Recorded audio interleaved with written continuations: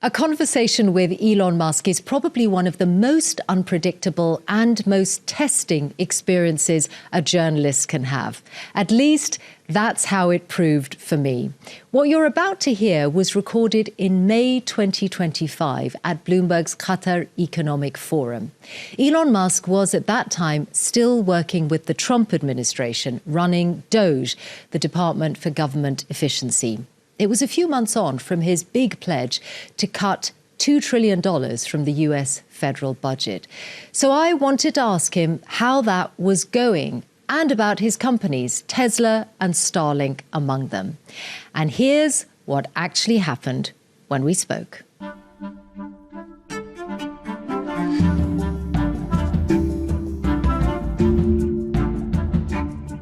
Elon Musk, welcome to Qatar Economic Forum. How are you? Thank you for having me. I'm fine. How are you? Very well, thank you, and very pleased to have you with us. You know, among those here in the audience in Doha are some you will know, people who have backed you financially over the years. Since you last spoke here in 2022, a lot has changed in your life. You're not only running multiple companies, you were doing that then, but now you also have a role in government. So first of all, I hope you won't mind if from time to time I have to move you from one topic to another because we have a lot to cover in the time we have. That will be all right? Okay. Yeah, well, let's start then with exactly the fact that you now have this combination of being a CEO and having a role as a government advisor. Tell me about your week. How does it work? What's the split of your time? Well, I travel a lot. So I was in Silicon Valley yesterday morning. I was in LA yesterday evening. I'm in Austin right now. I'll be in DC tomorrow. I'll be there, having dinner with the president tomorrow night, I believe. And then a whole bunch of cabinet secretary meetings, and then back to Silicon Valley on Thursday night. But I mean, the balance of your time, is it, well, clearly it's a lot, but is it still the case, as you said a while ago, that it's about 1 to 2 days a week on your government work? Yeah, that's correct. And what does that mean for your corporate life? Because if we start with Tesla, the company has suffered in recent months what you've called blowback. So what is your plan for turning that around, the declining sales picture? And by what stage do you think you're going to be able to turn it around? Oh, it's already turned around. Give me some evidence for that. I've just been looking at the sales figures for Europe in April, which show very significant declines in the big markets. Europe is our weakest market. We're strong everywhere else. No, our sales are doing well at this point. We don't anticipate any meaningful sales shortfall, and obviously the stock market recognizes that, since we're now back over $1 trillion in market cap. So clearly the market is aware of the situation. So it's already turned around. But sales still down compared to this time last year? In Europe. In Europe, okay. And yes, but that's true of all manufacturers. There's no exceptions. Does that mean that you're not going to be able? Does that mean European market is quite weak? Okay, but you would acknowledge, wouldn't you, that what you are facing, okay, let's just take it as Europe, what you are facing is a significant problem. This Tesla was an incredibly aspirational brand. People identified with it. They saw it as being at the forefront of the climate crisis, and now people are driving around with stickers in their cars saying, I bought this before we knew Elon was crazy. And there are also people who are buying it because Elon's crazy, or however they may view it. So yes, we've lost some sales perhaps on the left, but we've gained them on the right. The sales numbers at this point are strong, and we see no problem with demand. So what do you... And I mean, you can just look at the stock price. If you want the best inside information, the stock market analysts have that, and our stock wouldn't be trading near all-time highs if it was not. If things weren't in good shape. They're fine. Don't worry about it. Okay. I was citing sales figures rather than share price. Well, tell me then how committed you are to Tesla. Do you see yourself, and are you committed to still being the chief executive of Tesla in 5 years' time? Yes. No doubt about that at all. Well, no, I might die. Okay, short of that. I can't be CEO if I'm dead, so there's a slight amount of... Does that mean that the value of your pay doesn't have any bearing on your decision? Well, that's not really a subject of discussion in this forum. I think obviously there should be compensation for, if something incredible is done, that compensation should match that something incredible was done. But I'm confident that whatever some activist posing as a judge in Delaware happens to do will not affect the future compensation. This is the judge who twice struck down the $56 billion pay package that was awarded to you. I think the value on the current value of stock options. Yeah. Not a judge. The activist who is cosplaying a judge in a Halloween costume. Okay, that's your characterization. I think yes. On the current value of stock options, I think the actual justice according to the law. On the current value of stock options, I think the value of that pay package stands at about $100 billion. Are you saying you are relaxed about the value of your future pay package? Your decision to be committed to Tesla for the next 5 years, as long as you are still with us on this planet, is completely independent of pay? No. It's not independent. So pay is a relevant factor then to your commitment to Tesla? A sufficient voting control such that I cannot be ousted by activist investors is what matters to me. And I've said this publicly many times. But let's not have this whole thing be a discussion of my alleged pay. It's not a money thing. It's a reasonable control thing over the future of the company, especially if we're building millions, potentially billions of humanoid robots. I can't be sitting there and wanting to get tossed out by, for political reasons, by activists. That would be unacceptable. That's all that matters. Now let's move on. Okay. Well, just one question. Let's move on.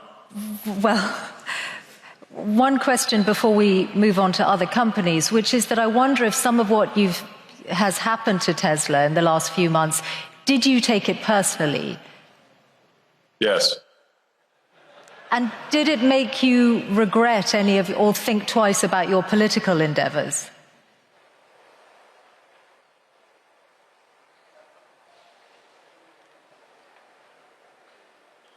Because I did what needed to be done.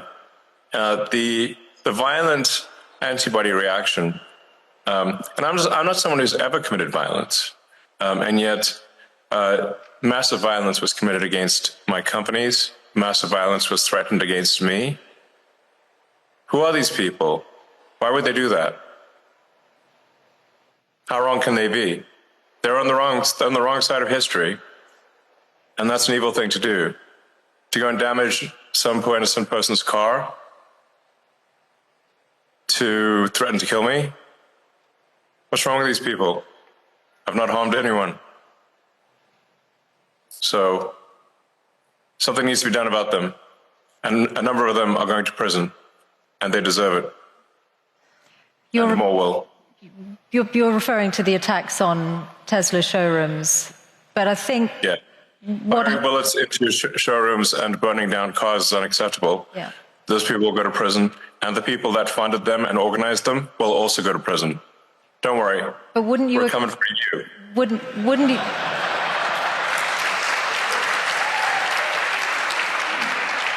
But wouldn't you acknowledge that some of the people who turned against Tesla in Europe were upset at your politics, and very few of them would have been violent in any way. They just objected to what they saw you say or do politically.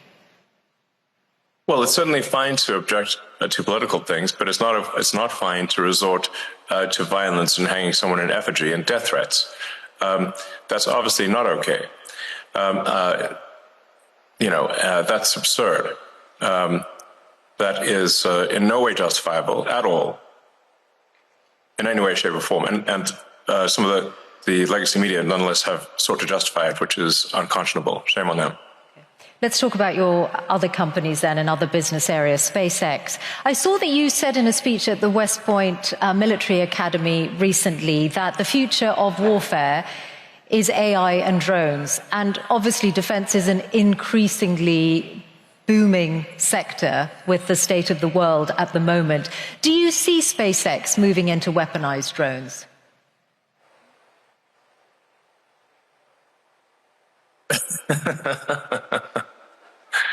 You certainly ask interesting questions that are impossible to answer. SpaceX is it's the space launch leader. So SpaceX doesn't do drones. SpaceX builds rockets, satellites, and internet terminals. So SpaceX has a very dominant position in space launch. So of the mass launch to orbit this year, SpaceX will probably do 90%.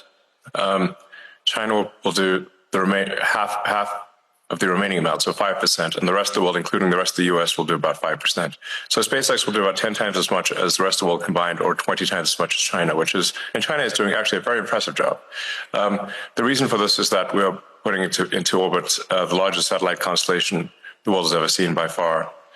So I think at this point, about maybe approaching 80% of all active satellites in orbit are SpaceX. And they're providing high bandwidth global connectivity throughout the world. In fact, this connection is on a SpaceX connection. So I think this is a very good thing because it means that we can provide low-cost, high bandwidth internet to parts of the world that don't have it or where it's very expensive. And I think the single biggest thing you can do to lift people out of poverty and help them is giving them an internet connection. Because once you have the internet connection, you can learn anything for free on the internet. And you can also sell your goods and services to the global market. Once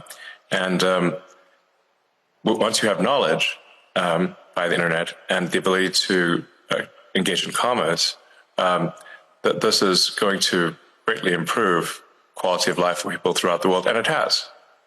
And I'd just like to thank anyone in the audience who may have been helpful in, with Starlink and getting it to approved in their country. And I think it's doing a lot of good in the countries that have approved it, which is, I think at this point, 130 countries are very happy with it. I don't currently anticipate SpaceX getting into the weapons business. That's not an aspiration. We're frequently asked to do weapons programs, but we have thus far declined. Do you envisage SpaceX or indeed Starlink as a separate entity publicly listing in the near future or at all? It's possible that Starlink may go public at some point in the future. And what would be the time frame? What kind of time frame are you considering? I'm in no rush. I'm in no rush to go public. Public is, I guess, a way to potentially make more money, but at the expense of a lot of public company overhead and inevitably a whole bunch of lawsuits, which are very annoying. So really something needs to be done about the shareholder derivative lawsuits in the US because it allows plaintiffs' law firms who don't represent the shareholders to pretend that they represent the shareholders by getting a puppet plaintiff with a few shares to initiate a massive lawsuit against the company. And the irony being that, extreme irony, that even if the class they purport to represent were to vote that they don't want the lawsuit would still continue. So how can it be a class action representing a class if the class vote against it? And that's the bizarre situation we've got in the US. It's a dire need of reform. As anyone who's running a public company, you've experienced this. It's an absurd situation that needs to change. Well, do you think Donald Trump might change it? You've certainly got his ear. I imagine that you've put this to him. Is this something you're trying to change before any Starlink IPO? Well, it would need a law to be passed. But the trouble being that you need 60 Senate votes, and the Democrats will vote against it. The plaintiff's bar is, I believe, the second largest contributor to the Democratic Party. That's the issue. At the state level, this can be solved. And I should say, Texas recently passed a law which, at least at the state level, made lawsuits much more reasonable, because you have to get at least 1 in 33 shareholders to agree that they are part of a class of shareholders. 3%. Okay. This will be really help with frivolous lawsuits. Okay. Let's talk about AI, which is in so many of your businesses and in all our worlds in different ways. It's one of the big changes, the development of generative AI, since you last spoke to this forum 3 years ago. You're in this space, of course, with Grok, which almost everyone will know. You co-founded OpenAI and then left, and you've obviously got a legal battle with OpenAI and Sam Altman. I wonder if you could say something about the status of that, because you were together in Saudi Arabia with the president last week with Sam Altman. Together. In the same place at the same time. Sam was in the neighborhood.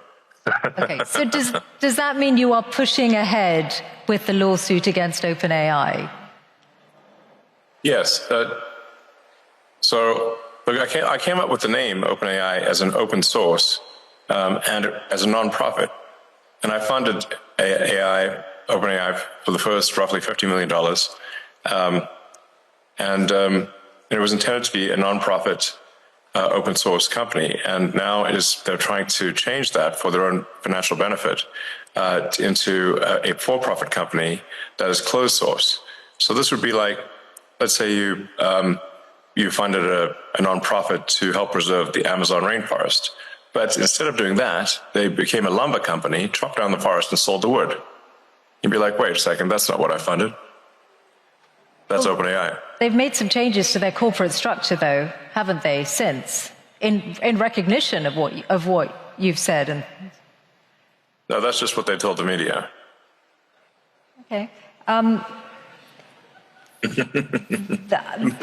They have partly walked back their plan to restructure the business. I guess that's made no difference to how you feel about it. So you're determined to see them in court? Of course. Okay. Well, that's certainly going to be one to watch. I also wanted to ask you about AI and regulation, because when you were here last talking to John Micklethwaite, you had some pretty strong words about the risk that AI poses, and you said that you really felt what the US was missing was a federal AI regulator, that, you know, something along the lines of the Food and Drug Administration or the Federal Aviation Administration. Now, you're clearly now in a zone where you're more on the cutting regulation side than wanting new regulators. So has your view changed on the need for an AI regulator? Well, it's not that I don't think there should be regulators. You can think of regulators like referees on the field in sports. There should be some number of referees, but you shouldn't have so many referees that you can't kick the ball without hitting one. In most fields in the U.S., the regulatory burden has grown over time to the point where it's like having more referees than players on the field. And this is a natural consequence of an extended period of prosperity. It's very important to appreciate this. This has happened throughout history. When you have an extended period of prosperity with no existential war, there's no cleansing function for unnecessary laws and regulations. So what happens is that every year more laws and more regulations are passed because, you know, legislators are going to legislate, regulators are going to regulate, and you'll get the steady pile of more and more laws and regulations over time until everything is illegal. And let me give you an example of a truly absurd situation. Under the Biden administration, SpaceX was sued for not hiring asylum seekers in the U.S. Now, the problem is it's actually illegal for SpaceX under ITAR, International Traffic in Arms Regulations, to hire anyone who is not a permanent resident of the United States, because the premise being that they will take advanced rocket technology and return to their home country if they're not a permanent resident. So we're simultaneously in a situation where it is illegal to hire asylum seekers and is also illegal to hire asylum seekers. And the Biden's Department of Justice chose to prosecute us despite both paths being illegal. Damned if you do, damned if you don't. But my question was specifically about a regulator for AI, which you said 3 years ago was needed. And you said we need to be proactive on the regulation of AI rather than reactive. Have you changed your mind on that? No, of course not. No, of course not. What I'm saying is that there should be some referees on the field, a few referees, but you shouldn't have a field jam-packed with referees such that you could not kick a ball in any direction without hitting one. So the fields that have been around for a long time, such as automotive, aerospace, the sort of food and drug industries, are over-regulated, but the new fields, like artificial intelligence, are underregulated. In fact, there is no regulator at all. So there should be. Do you still think that? Yes, I'm simply saying, which I think is just basic common sense, that you want to have at least you want to have a few referees in the field. You don't want to have an army of referees, but you want to have a few referees on any given field, in any given sport, or even any given arena, industrial arena, to ensure that public safety is taken care of, but you don't want to have. So there's a proper number of referees. Like I said, it's actually very easy to visualize this when compared to sports. If the whole field is packed with referees, that would look absurd. But if there were no referees at all, your game's not going to be as good. Okay, so let's then talk about your new world, your role advising government. You are in this unique and unprecedented position of having billions of dollars worth of contracts with the federal government yourself, mostly through SpaceX, and also now an insider's knowledge of it because of DOGE. Can you see that there is a conflict of interest or a potential conflict of interest in broad terms just through that very fact? I don't think so, actually. There have been many advisors throughout history and the U.S. government and others who have had economic interests. And I am simply an advisor. I don't have formal power. And that's it. The president can choose to accept my advice or not. And that's how it goes. If there's a single contract that any of my companies have received that people think is somehow not was awarded improperly, it would immediately be front page news, to say the least. And if I didn't mention it, certainly my competitors would. So if you're not seeing that, then clearly there's not a conflict of interest. There's another way, though, to look at it, that, for example, you have many competitors, whether it's companies like Boeing or companies who would like to do more of the kind of work you do for NASA, Blue Origin, Rocket Lab. And because DOGE is in every federal government department, you or people who work for DOGE, and you are the driving force behind it, have an insight into those companies' affairs and those companies' relationships with the federal government. No, all we do is we review the organization to see if the organization has departments that are no longer relevant, and then are the contracts that are being awarded good value for money? In fact, frankly, the bar is not particularly high. Is there any value for money in a contract? And if there isn't, then we make recommendations to the secretary. The secretary can then choose to take those actions or not take those actions, and that's it. And then any action that is as a function of DOGE is posted to the DOGE website and to the doge.gov or at DOGE handle on the X platform. So it's complete transparency, and I have not seen any case where, to the best of my knowledge, there's even been an accusation of conflict, because it is completely and utterly transparent. Okay. That's it. And what about the international dimension? Now, let's think about Starlink. Starlink is obviously a very, very good internet service. It's sought after all over the world. It's critical to the front line in Ukraine. It has also had more contracts coming its way, and there is some evidence that companies are allowing access to it because they want to be close to the Trump administration and send the right signal. So Bloomberg broke news today that the South African government is working around the rules on black ownership in order to allow Starlink in, and that is being done on the eve of the visit that President Ramaphosa is going to make to the White House. Do you recognize that as a conflict of interest? No, of course not. First of all, you should be questioning why are there racist laws in South Africa? That's the first problem. That's what you should be attacking. It's improper for there to be racist laws in South Africa. The whole idea with what Nelson Mandela, who was a great man, proposed was that all races should be on an equal footing in South Africa. That's the right thing to do, not to replace one set of racist laws with another set of racist laws, which is utterly wrong and improper. So that's the deal, that all races should be treated equally, and there should be no preference given to one or the other. Whereas there are now 140 laws in South Africa that give that basically give strong preference to if you're a black South African, and not otherwise. And so now I'm in this absurd situation where I was born in South Africa but cannot get a license to operate in Starlink because I'm not black. Well, it looks like that's about. Looks like that. Right to you? Looks like that's about to change. I just asked you a question. Please answer. Does that seem right to you? Well, those rules were designed to bring. Yes or no? Those rules were designed to bring about an era of more economic equality in South Africa, and it looks like the government has found a way around those rules for you. I asked you a question.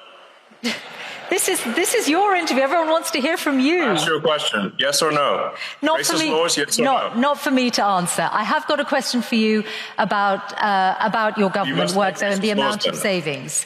Why do you like racist laws? This is not for me to answer. Come on. Yes, it is. Now, you wouldn't be trying to dodge a question. You have to ask a question. I answer my question. No, you answer mine. I think I'm sure you can have that conversation directly with the South African government if you want to.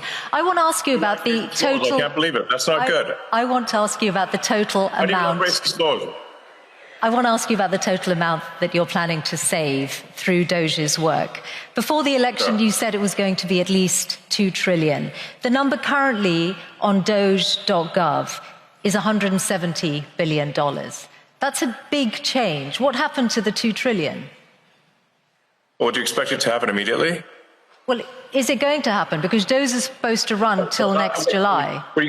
I mean, your question is absurd in its fundamental premise. Are you assuming that on day, within a few months, there's an instant $2 trillion saved?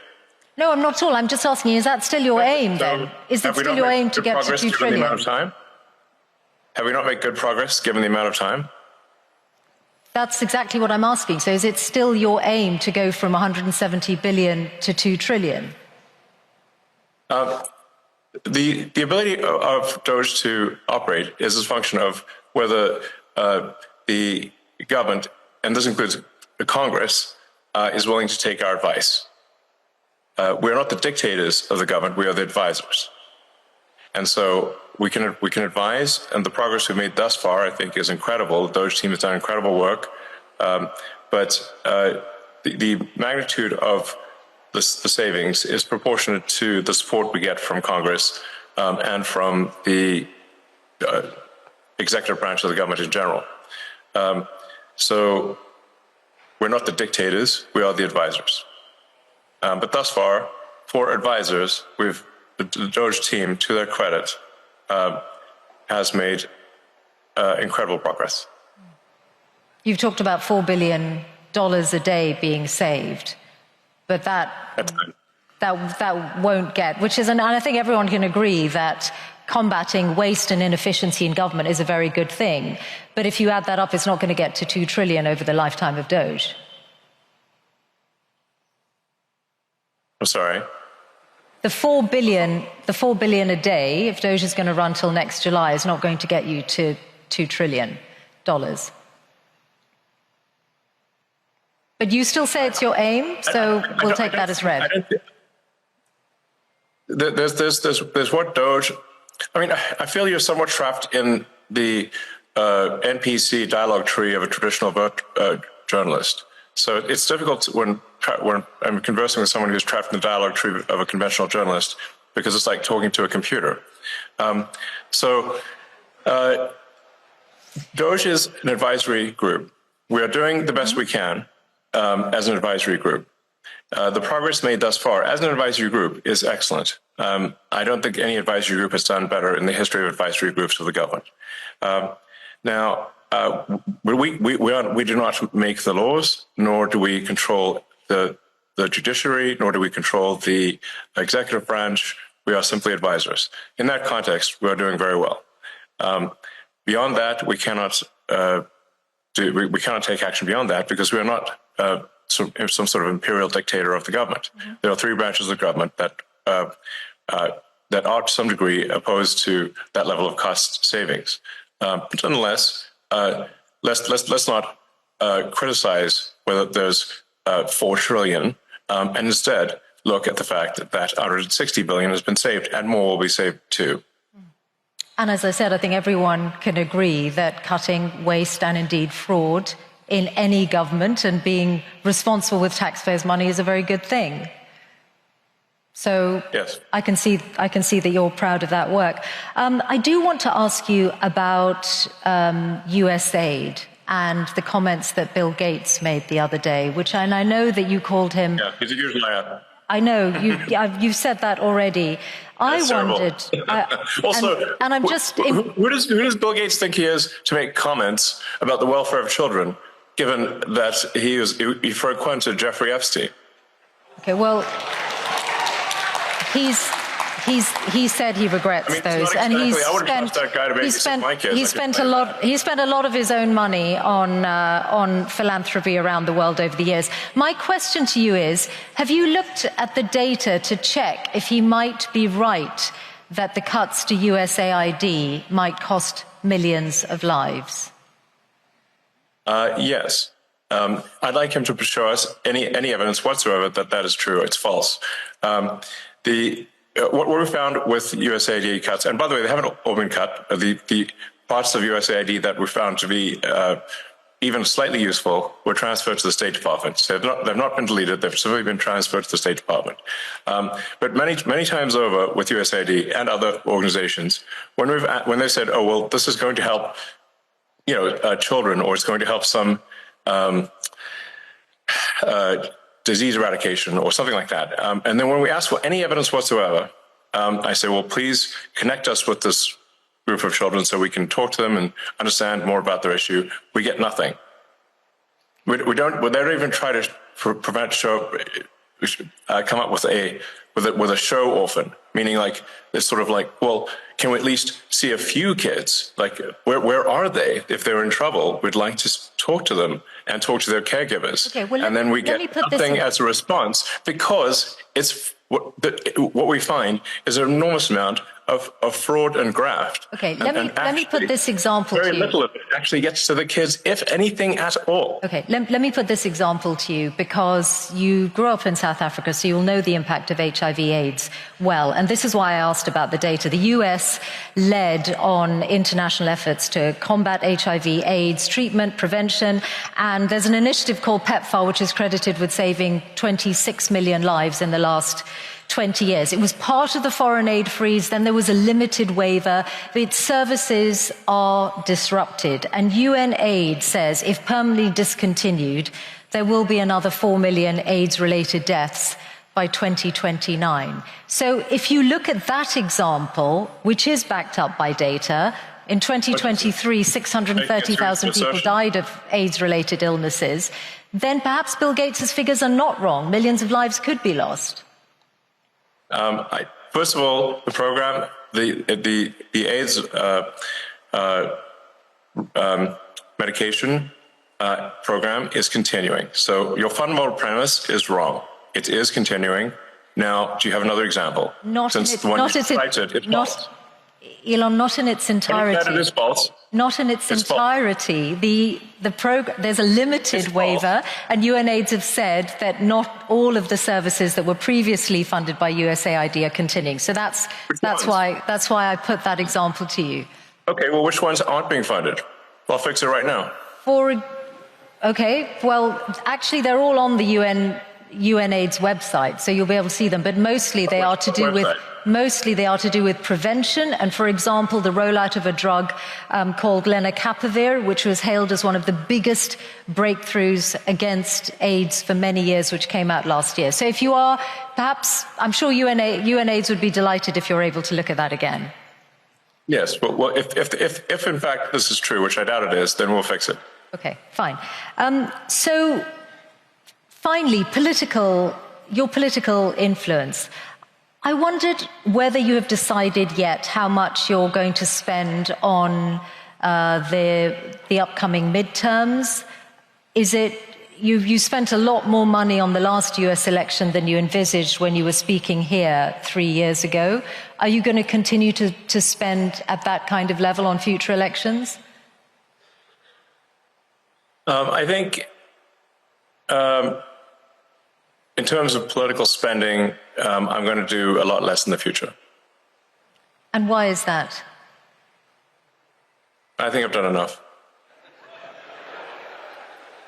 Is it because of blowback?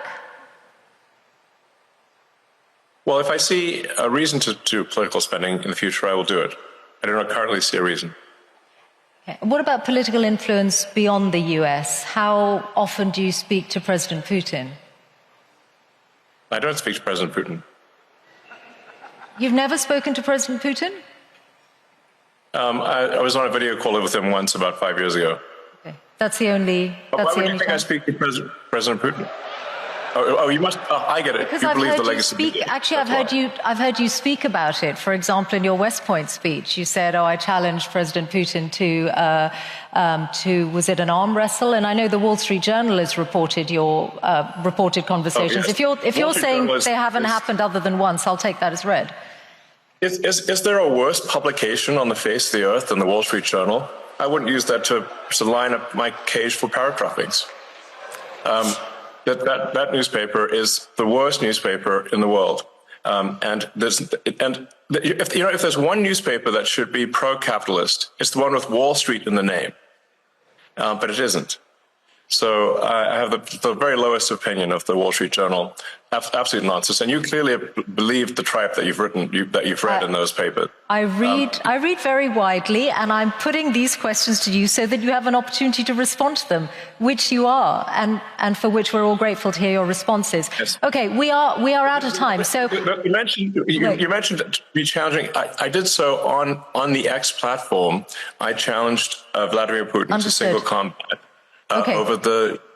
I didn't talk to him. That was a post on the X platform. Great. That's why I asked you, and you've clarified and explained. Thank you. That's why I was asking whether you have had reported conversations, and you've said you haven't, other than a video call. Okay. Typical legacy media lies. Okay. Listen, I actually thought I might give Grok the last word, because when I asked Grok what your hardest challenge is, it said the strain of managing multiple high-stakes ventures amid financial, regulatory and public relations crises. And I wondered whether you recognize that characterization and whether you do think that this is a pivotal year in your life. Well, every year has been somewhat pivotal, and this one's no different. So, I mean, in terms of interesting things that hopefully are accomplished this year, the getting Starship to be fully reusable, so that we catch both the booster and the ship, which will be the first fully reusable orbital rocket ever in history, would be a profound breakthrough, as the essential breakthrough necessarily to make life multiplanetary and ultimately become a spacefaring civilization. We've got Neuralink, which is now helped 5 patients restore capability using the telepathy implant, where they're able to control a computer simply by thinking. We'll be doing our first patient to restore sight with our blind sight implant, which is either end of this year or early next. In fact, that first patient might be in UAE, since we have a relationship with UAE and the Cleveland clinic there. I think what's running on the AI front, we are close to what you might call AGI, or digital superintelligence. I think we are seeing an explosion in digital superintelligence here. And then we've got at Tesla, we'll be launching unsupervised autonomy, basically self-driving cars with no one in them, in Austin next month. So it's a big year for sure. Many other things on in the works too. Okay. I'm a technologist first and foremost. Elon Musk, thank you very much for joining us here at Qatar Economic Forum. Thank you.